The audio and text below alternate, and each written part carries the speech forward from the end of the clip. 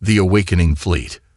The darkness of deep space was absolute, broken only by the faint glow of distant stars.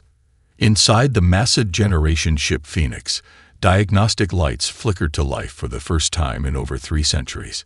Captain Maya Chen's cryopod hissed as it opened, a thin cloud of vapor escaping into the air.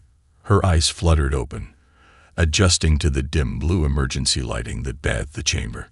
"Status report," she croaked, her voice raw from centuries of disuse. The ship's AI responded immediately, its voice calm and collected despite the gravity of the situation. "Welcome back, Captain Chen. Date is March 15, 2783. The Phoenix Initiative has reached Phase 3 activation parameters. Fleet status. Operational. Crew revival. Commencing." Maya sat up slowly, muscles protesting after their long dormancy. Around her, other pods were beginning to activate, her command staff emerging from their long slumber. She knew exactly what Phase 3 activation meant. The time had come. Humanity was going home. 300 years ago, Earth had fallen.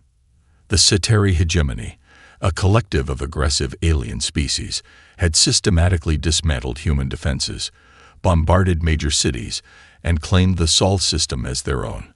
The survivors, barely 10 million humans, had fled in hastily constructed arcs, scattering across the stars in a desperate bid for survival.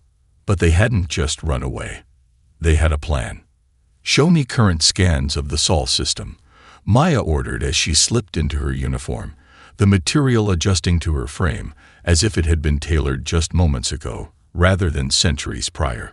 A holographic display materialized before her, showing Earth, still blue and green, but now surrounded by orbital installations bearing the distinctive angular architecture of Ceteri construction.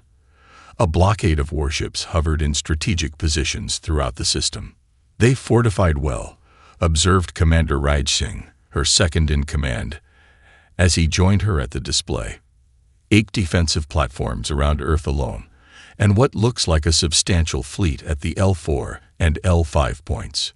Maya nodded grimly. "They think they own our home. Time to disabuse them of that notion." She turned to face the gathering officers, now 15 strong and growing as more emerged from cryo. The Phoenix Initiative enters its final phase today. For 3 centuries, our automated factories have been building. Our AI networks have been learning. Our scattered people have been preparing. The ship shuddered slightly as it decelerated from its tremendous velocity. They were approaching the outer boundary of the Sol system, still hidden behind the bulk of Neptune. "Show me the fleet," Maya commanded. The hologram shifted, displaying the vast armada that traveled with them. 500 warships, each built in secret automated shipyards hidden throughout nearby star systems. For centuries, while the remnants of humanity appeared to be merely surviving in scattered colonies, the Phoenix Initiative had been quietly preparing the most formidable fighting force the galaxy had ever seen. "Cetari patrol detecting our approach," reported Lieutenant Park from the sensor station. "They're moving to investigate." Maya smiled thinly. "Perfect. Let's introduce ourselves." The Phoenix emerged from Neptune's shadow, its massive form gleaming in the distant sunlight. At nearly 15 kilometers long, it dwarfed even the largest Cetari dreadnoughts. Behind it came the fleet, ship after ship dropping out of FTL, in a precisely choreographed sequence that spread them across a front 5 light minutes wide. The Cetari response was immediate. Alarm signals blasted across subspace frequencies as their patrol craft scrambled to form a defensive line. Larger warships began to break orbit from various positions in the system, converging on the unexpected threat. "They're hailing us," Park announced. "Standard hegemony greeting protocols." "Put them through," Maya ordered, straightening her uniform and facing the central display. The image of a Cetari commander appeared, reptilian features set in an expression of wary hostility. "Unidentified vessels, you have entered hegemony space. Identify yourselves immediately and prepare to be boarded for inspection." Maya stepped forward, her posture radiating authority. This is Captain Maya Chen of the Earth Fleet ship Phoenix. You are trespassing in human territory. The Sol system belongs to humanity, and we have returned to reclaim it. The Centauri commander's face contorted in what might have been surprise or amusement. It was hard to read alien expressions. Humans, your species was subjugated centuries ago. Your claim is invalid. We were never subjugated, Maya replied evenly. We were momentarily inconvenienced. And now we're back. Before the Centauri could respond, Maya cut the transmission with a slashing gesture. Battle stations. Deploy the Lazarus systems. Throughout the fleet, weapon systems came online. Technology that had been developed in secret over centuries, incorporating not just human innovation, but stolen and adapted designs from a dozen alien civilizations. The Lazarus system was humanity's ace, a neural-linked targeting and countermeasure network that could predict and neutralize enemy actions before they were fully executed. The first Centauri salvos came quickly, energy weapons and kinetic projectiles streaking across space toward the human fleet. The Lazarus system responded instantaneously, deploying point defense measures with uncanny precision. Not a single shot reached its target. Return fire, Maya ordered calmly. Tactical pattern Alpha. Let's show them what humanity has learned while we've been away. The human fleet surged forward, weapons blazing. Quantum disruption beams sliced through Centauri shields as if they were paper. Gravitic torpedoes warped space-time around enemy vessels, crushing them from all directions simultaneously. The Phoenix itself unleashed a barrage that annihilated an entire squadron of Centauri destroyers in seconds. Captain, Raj reported, his voice tight with controlled excitement. The Centauri defense grid is falling back. They're calling for reinforcements from Earth orbit. Maya nodded. This was expected. Commence Phase 2. Deploy the Ghosts. From the belly of the Phoenix and several other capital ships, smaller vessels emerged, stealth craft equipped with dimensional shift technology that rendered them virtually undetectable. Their mission was to infiltrate Earth's orbital defenses and disable them from within. The battle intensified as the main Centauri fleet engaged. Their ships were formidable, the product of a species that had conquered half the galaxy through military might.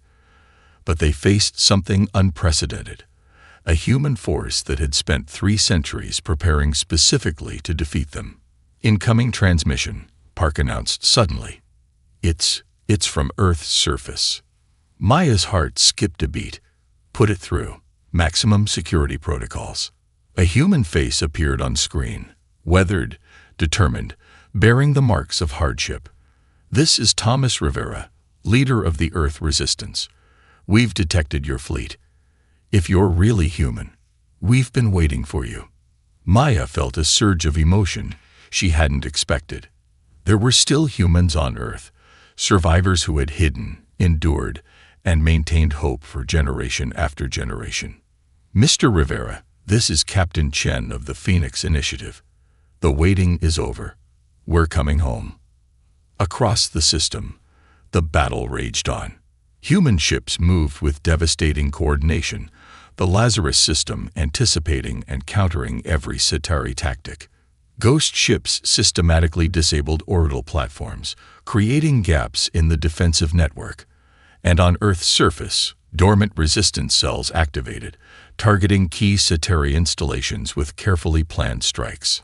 On the bridge of the Phoenix, Maya watched as the tactical display showed human forces pushing steadily inward through the system. Jupiter's moons had already been secured. Mars would be next.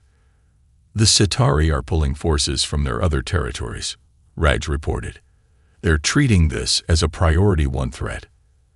As they should, Maya replied. We're not just fighting for Sol. Once Earth is secure, we move on to Phase 4. The implication hung in the air. Phase 4 wasn't just about reclaiming Earth. It was about ensuring humanity would never be threatened again. The Phoenix Initiative had been designed with a clear understanding. In a galaxy of predatory species, humanity needed to establish itself not just as another power, but as a force that others would think twice about challenging. As the battle for the outer planets concluded decisively in humanity's favor, Maya allowed herself a moment of reflection. 3 centuries of planning, building, and waiting were coming to fruition. The scattered remnants of a nearly extinguished species had refused to fade into extinction. Instead, they had transformed their defeat into the foundation for an astonishing return. The Centauri were about to learn a lesson that would echo across the galaxy. Humanity was back, and nothing could stop them. The reclamation. The orbital battle for Earth had raged for 72 hours without pause. The space around humanity's homeworld was now a debris field of broken Centauri vessels and disabled defense platforms.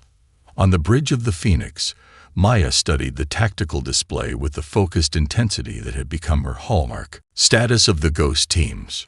she asked. Commander Singh consulted his data feed. All primary objectives secured. They've disabled the planetary shield generators and have control of the main orbital defense grid. Maya nodded in satisfaction. And the ground situation? Rivera's resistance has taken control of 3 major Centauri administrative centers. The Australian continent is almost entirely in human hands now. Resistance cells in Eurasia and the Americas are rising up, but facing heavy opposition. This was the critical phase. The space battle had gone according to plan. The Phoenix Initiative's technological edge had proven decisive. But ground combat was different. The Centauri had had centuries to entrench themselves on Earth's surface, and they were notorious for their brutality when cornered. "The Centauri overseer is requesting terms," Lieutenant Park announced, surprise evident in her voice.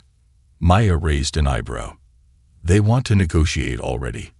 Put it through." The main display shifted to show a Centauri of higher rank than any they'd communicated with before. The elaborate crest and scale coloration marked it as a member of the ruling caste. "I am High Overseer Krell Thex of the Centauri hegemony," the alien began, its translator rendering the hissing language into flat mechanical English. "Your attack on our territory is an act of war that will bring the full might of the hegemony down upon you." Maya leaned forward slightly. "Your occupation of our homeworld has been an ongoing act of war for 3 centuries, Overseer. We're simply responding in kind." The Centauri's inner eyelids flickered, a sign of agitation. "The humans of Earth are now hegemony subjects, protected under our laws. Your bombardment endangers them." "We haven't bombarded anything," Maya replied coolly. "Unlike the Centauri, we don't inflict civilian casualties as a tactical choice. Every strike has been precision-targeted against military installations only." The Overseer's posture stiffened. "What do you want?" "Unconditional withdrawal of all Centauri forces from the Sol system. Recognition of humanity's sovereign claim to this star system and all its resources. Reparations for 3 centuries of occupation." "Impossible," the Centauri hissed. "I am authorized to offer you a designated colony world elsewhere if you withdraw now." Maya actually laughed at this. "You don't understand the situation. Overseer, we're not asking for permission. We're giving you an opportunity to save what remains of your forces here." She gestured, and the tactical display became visible to the Centauri. It showed not just the Sol system but the surrounding sectors, where additional human fleets were now emerging from hiding. "While you've been focused on this battle, we've been systematically liberating every human habitat and colony within 50 light years. We've also made contact with 6 other species previously subjugated by the hegemony. They're very interested in our Lazarus technology." The Overseer's composure cracked visibly. "This is sedition. The hegemony will never." "The hegemony has 24 hours to begin evacuation," Maya interrupted. "After that, we start dismantling your forces ship by ship. Decide." She cut the transmission and turned to her command staff. "They'll try something desperate now. Be ready." She was right. Within hours, the remaining Centauri forces launched a coordinated counterattack, focusing all their firepower on the Phoenix. At the same time, ground forces began a scorched earth campaign, destroying infrastructure and targeting civilian populations. "They're trying to make this too costly for us," Raj observed grimly as reports of casualties began flowing in. Maya's expression hardened. Deploy the Nemesis protocols. This was the contingency they had hoped to avoid. The darkest aspect of the Phoenix initiative. Throughout the Sol system, dormant weapon platforms suddenly activated, rising from hiding places in asteroid fields and beneath the surfaces of moons. These autonomous systems targeted Centauri command and control nodes with horrifying precision, using specialized weapons designed to disrupt their neural networks. Within minutes, the Centauri chain of command collapsed. Ships lost coordination, ground forces found themselves cut off from central control, and panic spread through their ranks. We've detected a Centauri superdreadnought transitioning into the system, Park reported urgently. It's the Hegemony's Fist, their flagship. Maya's eyes narrowed. So the Hegemony Council itself has decided to intervene. Good. We can end this faster. The Centauri superdreadnought was massive, easily twice the size of the Phoenix, and bristled with weapon systems unlike anything they'd faced so far. It took position near Luna, and immediately began deploying a defensive screen. They're calling for our surrender, Park said. They claim to have a planet-killer weapon targeted at Earth. The bridge fell silent. This was the scenario they had feared most, the Centauri choosing to destroy what they couldn't hold. Maya's voice was steel when she broke the silence. Connect me with Thomas Rivera on the surface. The resistance leader appeared on screen, his face streaked with dirt and blood but his eyes clear. Captain Chen, we're seeing some kind of massive energy buildup from that new ship. They're threatening to destroy the planet, Mr. Rivera. We need to implement Gaia Protocol immediately. Rivera nodded grimly. We've prepared for this, giving you control now. Across Earth's surface, in deep bunkers and hidden facilities, ancient systems began to activate. The Phoenix Initiative hadn't just planned for space warfare. They had seeded Earth itself with defensive measures before the original Centauri invasion. Gaia systems online, Lieutenant Park confirmed. Ready on your command. Maya took a deep breath. Target the Centauri flagship only. Execute. From Earth's surface, thousands of energy beams suddenly lanced upward, converging on the Centauri superdreadnought. The massive ship's shields flared and failed within seconds, unable to withstand the coordinated assault. Before it could deploy its planet-killer weapon, the flagship of the Hegemony cracked apart like an egg, secondary explosions rippling through its hull. All Centauri forces are in disarray, Raj reported. We're receiving surrender signals from multiple command nodes. Maya stood, facing the view screen that showed Earth, beautiful, blue, and now on the verge of liberation. Accept their surrender, secure their weapons, and prepare landing craft. It's time to go home. The reclamation of Earth took 2 more weeks to complete. Some Centauri forces fought to the death, but most surrendered when it became clear the Hegemony had abandoned them. As human forces secured city after city, they discovered something unexpected, not just human resistance fighters, but entire hidden communities that had maintained their identity and culture through centuries of occupation. On what had once been the plains of Kansas, Maya Chen stepped onto Earth's soil for the first time. She had been born on a colony world, a descendant of the original evacuees. The gravity felt strange, slightly stronger than she was used to. But the air, despite filtration masks they wore as a precaution, smelled somehow right. Thomas Rivera met her at the landing site, along with representatives from resistance groups around the world. The old fighter looked both exhausted and exhilarated. 300 years, he said simply, extending his hand. For 300 years, we told our children that someday, humanity would return from the stars. Most thought it was just a story to keep hope alive. Maya clasped his hand firmly. It was never just a story. The Phoenix Initiative always had a single purpose, to ensure humanity's survival and return. As they walked toward a makeshift command center, Rivera gestured at the surrounding landscape. What happens now? The Centauri destroyed so much. Now we rebuild. Maya said with quiet confidence. Not just Earth, But humanity's place in the galaxy, the hegemony is already fracturing. Our intelligence suggests at least 3 other subjugated species have launched their own liberation efforts. She looked up at the sky, where the stars were just becoming visible as dusk fell. The Centauri thought they had extinguished us. Instead, they forced us to become stronger, more determined, more innovative. They scattered us across dozens of worlds, thinking it would dilute our identity. Instead, it gave us reach and perspective. A communications officer approached with urgent news. Maya listened, then smiled. The Hegemony Council is requesting an immediate ceasefire and diplomatic talks, she told Rivera. They're suddenly very interested in peaceful coexistence. Rivera's weathered face cracked into a grin. Of course they are. They've just discovered that humanity isn't just back. We're unstoppable. As night fell fully, lights began to come on in the human settlement, the first of many that would grow and spread as Earth was reclaimed.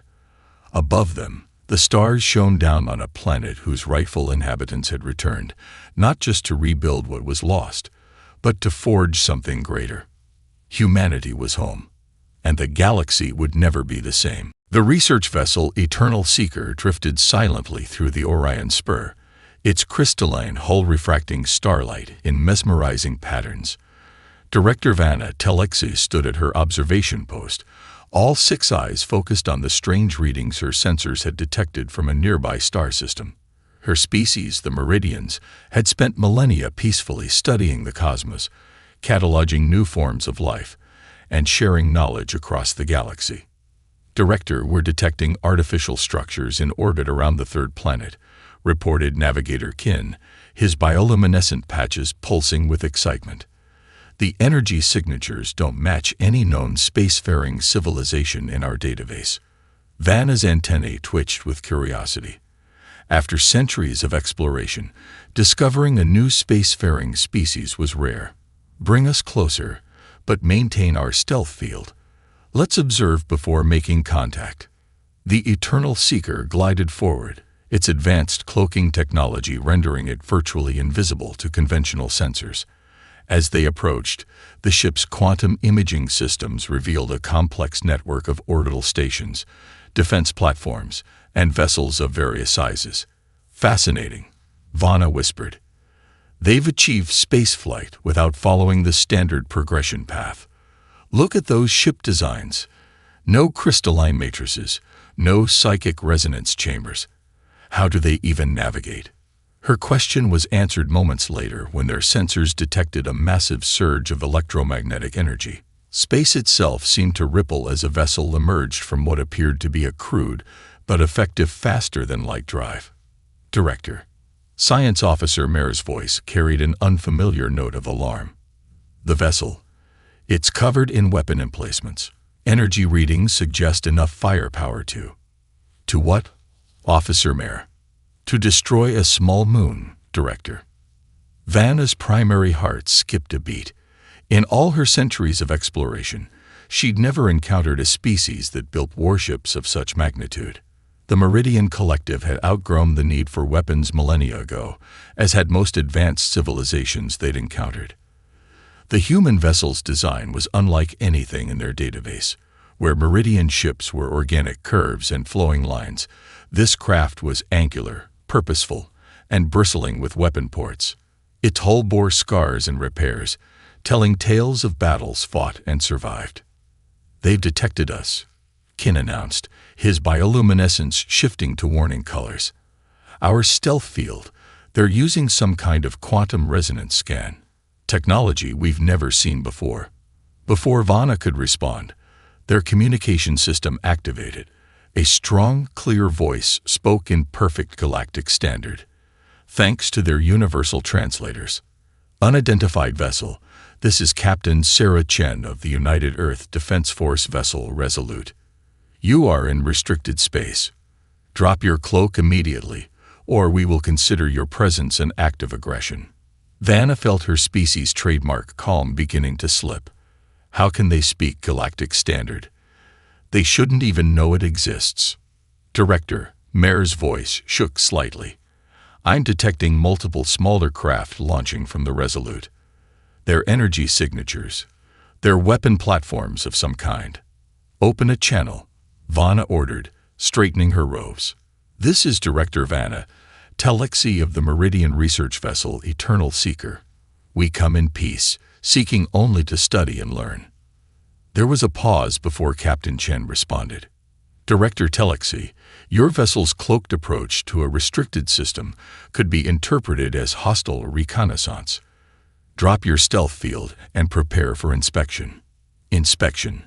Vanna's antennae curled in confusion. Captain, we are a Meridian vessel. We represent one of the oldest civilizations in the galaxy. We don't submit to inspections. Your age and status are irrelevant in human space, Director. You have 30 seconds to comply before we disable your vessel. The threat shocked Vanna to her core. No species had dared threaten a Meridian ship in over 10,000 years. Surely we can discuss this reasonably. We have much knowledge to share. 20 seconds. Director, Mare interrupted.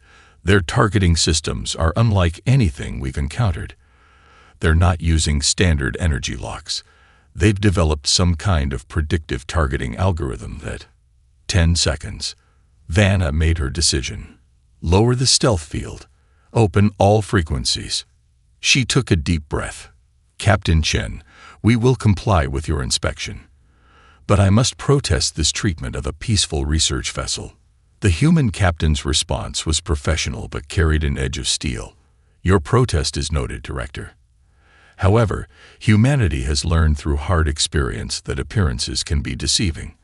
Hold position and prepare to be boarded. As the inspection teams approached in their heavily armored shuttles, Vanna couldn't help but wonder what kind of experiences had shaped the species. What had they encountered? Or what had they done to each other that made them so formidable, so paranoid, yet so advanced? She was about to find out that humanity's path to the stars had been very different from anything the Meridians had ever imagined. The human inspection team moved through the Eternal Seeker with methodical precision. Their armored suits made them look like walking tanks to Vanna's eyes, each movement calculated and purposeful. The team leader, Lieutenant Maria Santos, kept one hand near her weapon while scanning every corner with sophisticated sensors built into her helmet. Your ship design is unusual, Santos commented, her voice slightly distorted through her suit's speakers. No internal compartmentalization, no emergency bulkheads, no point defense systems. How do you survive combat? Combat. Vanna's antennae twitched in confusion. The Eternal Seeker is a research vessel. We haven't needed combat capabilities in thousands of years. Santos paused, her helmet's visor becoming transparent to reveal a face that mixed disbelief with concern. No offense, Director, but that seems incredibly naive. The galaxy isn't exactly a safe place. The Meridian Collective has achieved perfect harmony through intellectual and spiritual advancement, Vanna explained proudly. We have no need for weapons. Ma'am, one of Santos' team called out, you need to see these sensor readings. Their power core, it's completely exposed. One hit would chain react through the whole ship. Santos shook her head. Director, your technology is incredible, but your ship is a disaster waiting to happen. Even civilian vessels in human space have basic defensive capabilities. Before Vanna could respond, the ship's communication system activated. Lieutenant Santos returned to the Resolute immediately. Captain Chen's voice carried unmistakable tension. We have multiple contacts approaching at FTL speeds. The human team moved with startling speed, their previous methodical inspection forgotten as they rushed back to their shuttle. Vanna followed them to the docking bay, her scientific curiosity overriding her anxiety. What's happening? She asked. Pirates, Santos replied grimly. The Orion Syndicate. They prey on isolated ships, especially ones with valuable technology, like yours. Vanna's primary heart nearly stopped. Pirates. But the collective eliminated piracy millennia ago. Maybe in your space, Santos said as she boarded her shuttle. But out here, The strong survive by being stronger than those who would prey on them. Through the Eternal Seeker's quantum imaging system, Vana watched as 5 ships dropped out of FTL. They were ugly, brutal things, cobbled together from stolen technology and decorated with weapons of various origins. Their design philosophy seemed to be quantity over quality. Dozens of weapon emplacements covered their hulls. "Attention unknown vessels," Captain Chen's voice broadcast on all frequencies.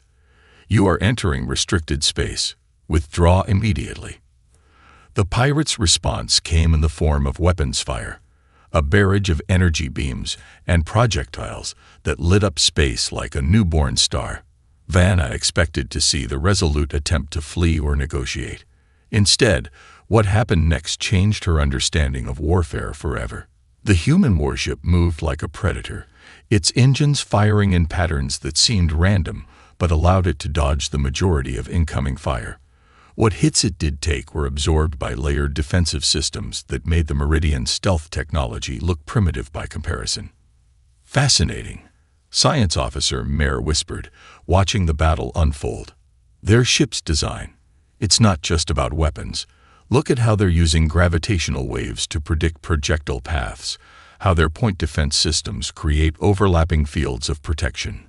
The Resolute's counterattack was surgical and devastating. Instead of attempting to disable or capture the pirate vessels, it systematically destroyed their weapon emplacements and engines. Each shot seemed precisely calculated to cause maximum damage with minimum energy expenditure.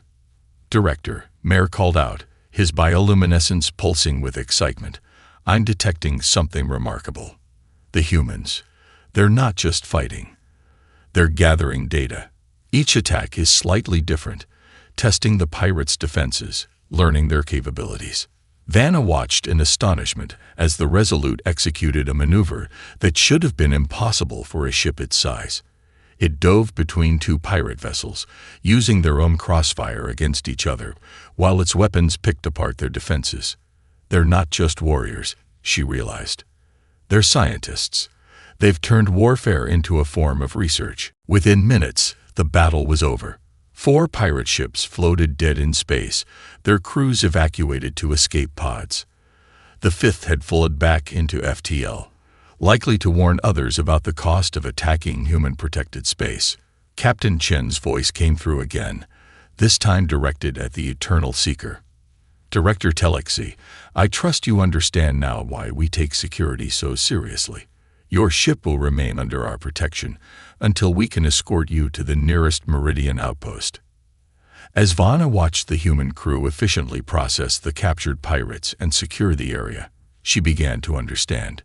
Humanity hadn't developed its military might out of aggression, but out of necessity. They had turned their drive to survive into an art form, combining scientific methodology with martial prowess in ways the Meridians had never imagined. "Perhaps," she said to no one in particular, "we have as much to learn from them as they do from us." The aftermath of the pirate attack left an uneasy quiet in its wake. The Eternal Seeker's crew watched in fascination as human damage control teams efficiently processed the battlefield debris, their movements suggesting long practice at such tasks. But the peace wouldn't last long. Multiple quantum distortions detected. Mare's voice carried an edge of panic that Vanna had never heard before. "These readings, they're unlike anything in our database." Captain Chen's voice cut through their comm system. "We're picking it up too. Director Telexi, are you seeing this?" Before Vanna could respond, space itself seemed to tear open.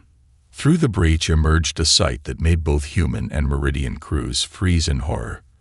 The vessel was massive, easily dwarfing both their ships combined, its hull composed of what appeared to be living metal that writhed and shifted like liquid mercury.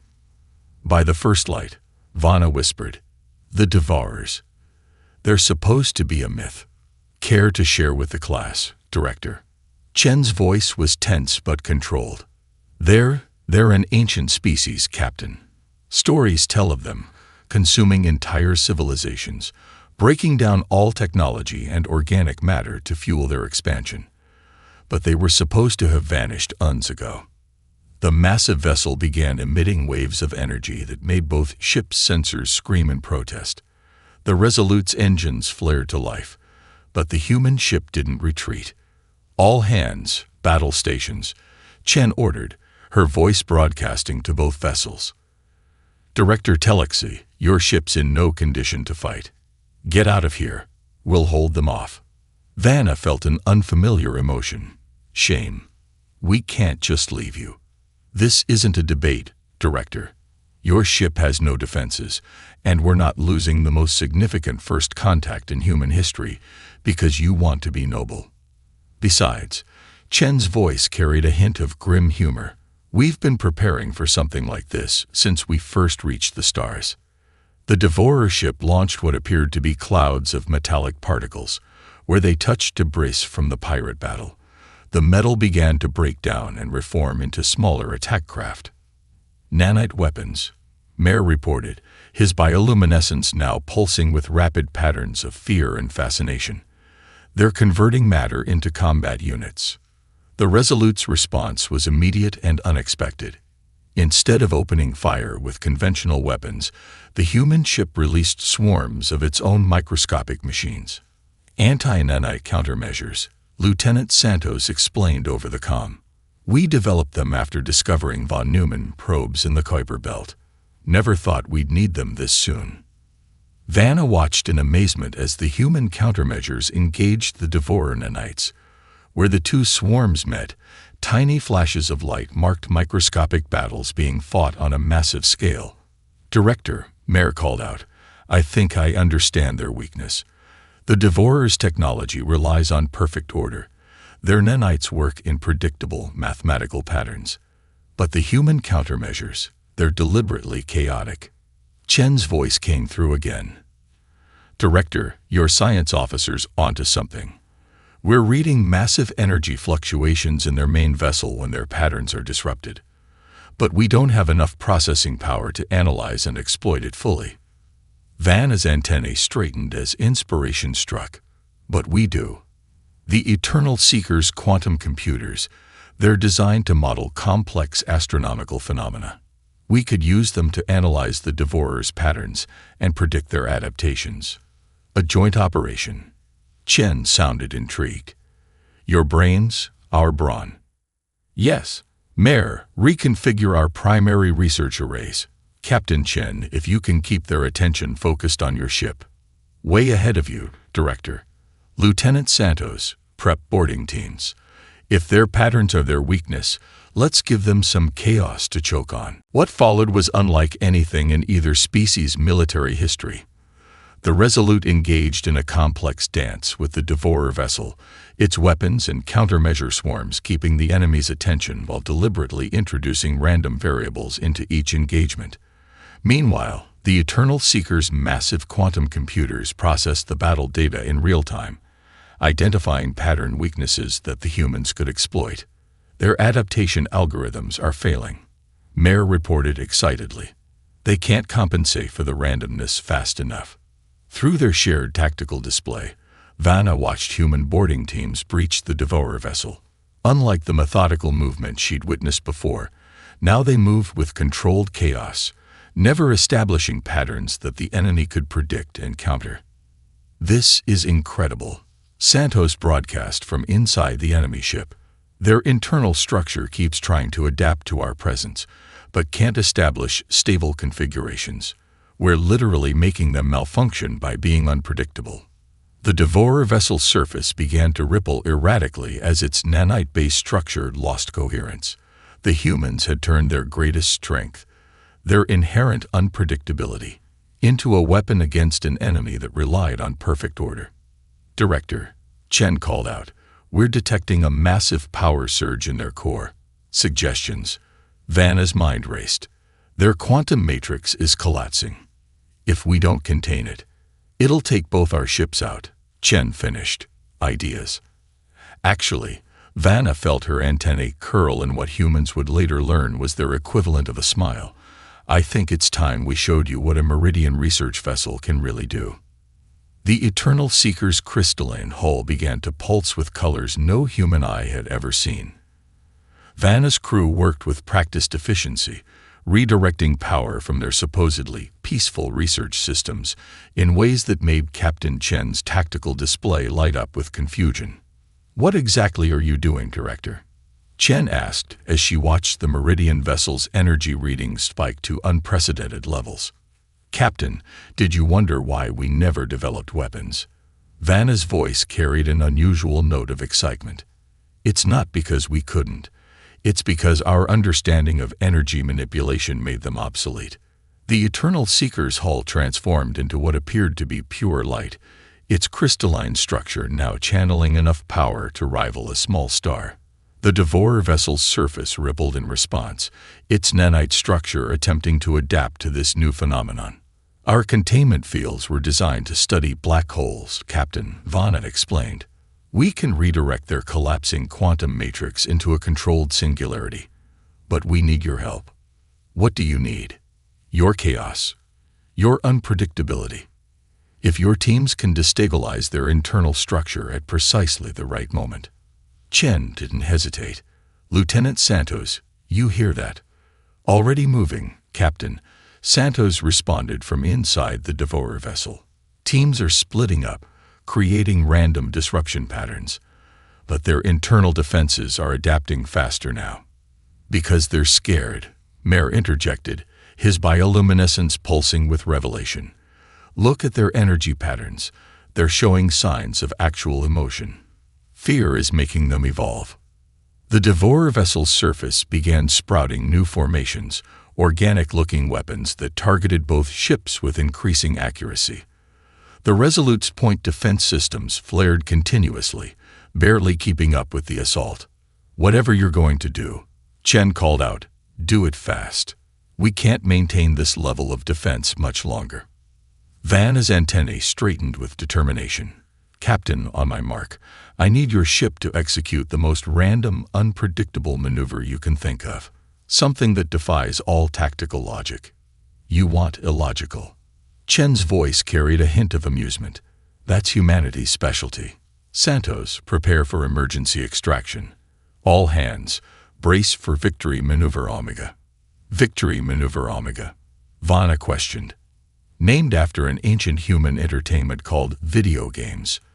Trust me, no logical species would ever expect this." The Eternal Seeker's containment field reached full power just as the Devourer vessel launched its strongest attack yet. At that moment, several things happened simultaneously. The Resolute executed what appeared to be a complete systems failure, its engines cutting out as it tumbled end over end toward the enemy ship. The Devourers, their tactical systems based on predicting logical responses, focused all their attention on this apparent vulnerability. In that split second of distraction, the Eternal Seeker activated its containment field. A sphere of pure energy enveloped the Devourer vessel, trapping its collapsing quantum matrix within a bubble of controlled spacetime. "Santos now," Chen ordered. Human boarding teams scattered throughout the Devourer ship activated devices that pulsed with electromagnetic chaos, disrupting the nanite structure at hundreds of points simultaneously. The enemy vessel's surface became a storm of conflicting patterns as its systems tried desperately to adapt. "Containment field is holding," Mare reported, his voice tense with concentration. "Their quantum matrix is collapsing in on itself. Wait. These readings." The Devourer vessel's surface suddenly stabilized, but not in the way anyone expected. Instead of fighting the chaos, it began to embrace it, its nanite structure flowing into new, unprecedented configurations. "They're evolving," Vanna whispered in awe. "The combination of our containment field and human chaos isn't destroying them. It's forcing them to transcend their original programming." The massive ship's surface transformed one final time, its liquid metal structure crystallizing into something that resembled a hybrid of Meridian and human technology. Then, slowly, it began to power down. "All teams report enemy systems are offline," Santos called out. "No signs of resistance. It's like they just went to sleep." As both crews watched in amazement, a new signal emanated from the transformed vessel. It wasn't the mathematical patterns of before, but something more organic, more alive. They were trapped, Mare realized, studying the signal, bound by their original programming to consume and expand. Our intervention forced them to break free of those constraints.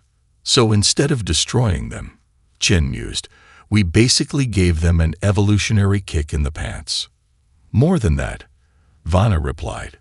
We showed them a new way to exist. The Meridians' ordered preservation of knowledge combined with humanity's embrace of chaos created something entirely new. As the dust settled and damage reports came in, both crews began to realize the full implications of what they'd achieved. Two fundamentally different approaches to civilization had not just cooperated but synthesized, creating a solution neither could have conceived alone. Director Telexi. Chen's voice was thoughtful. I believe this is the beginning of a very interesting partnership.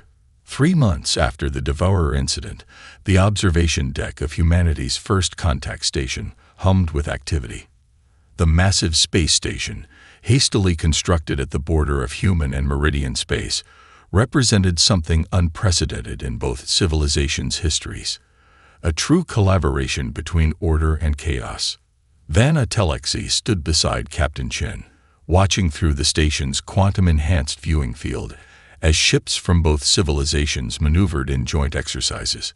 Meridian research vessels, their crystalline hulls now reinforced with human-designed defense systems, worked alongside modified human warships equipped with Meridian sensors and computers. Your crews are adapting remarkably well to our technology, Vana observed as a human vessel executed a perfect quantum jump using Meridian calculations.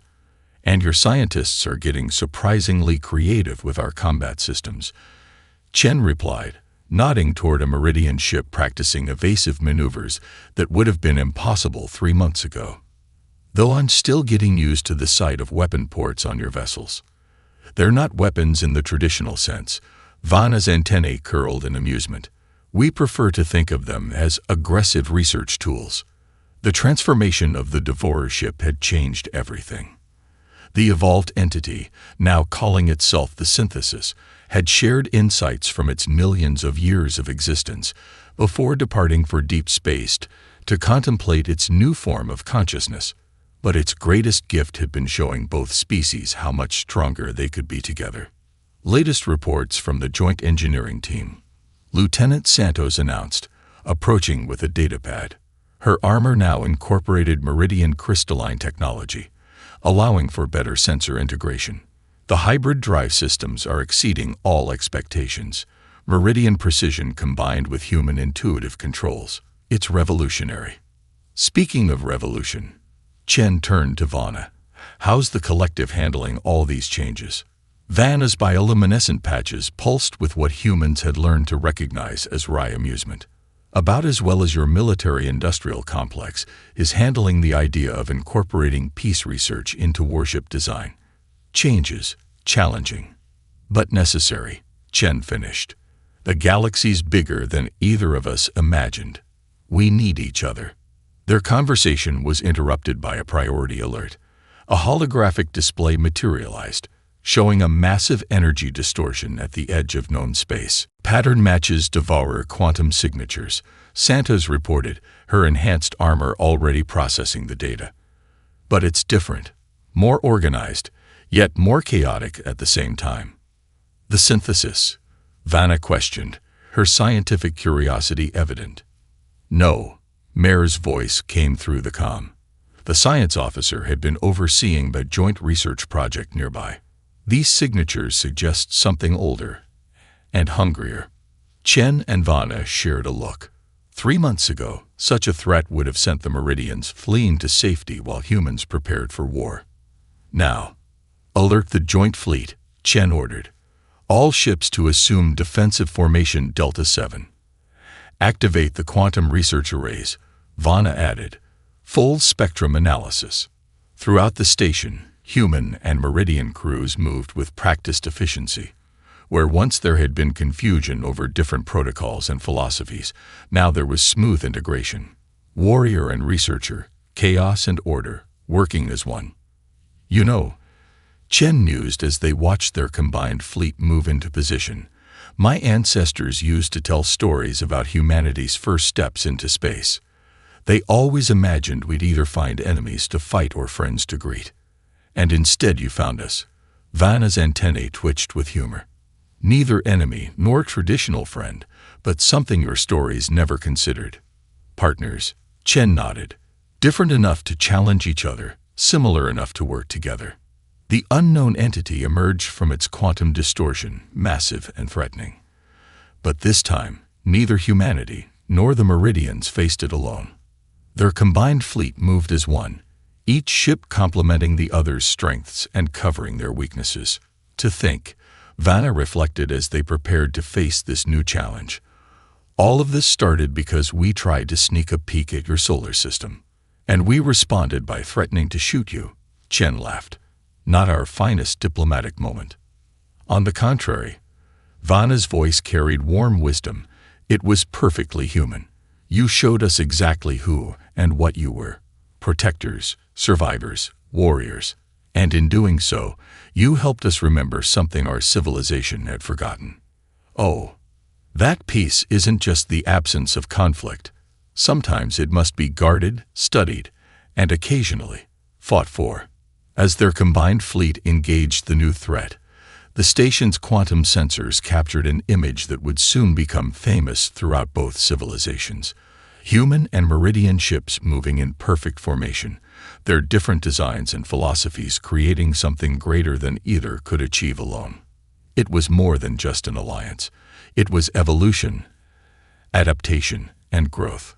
It was humanity's chaos teaching order how to dance, and Meridian wisdom showing chaos how to flow with purpose. Together, they were writing a new chapter in the story of the galaxy, proving that the greatest strengths often come not from changing who you are, but from finding those whose differences complete you. The bridge between stars had become a bridge between ways of thinking, and the galaxy would never be the same.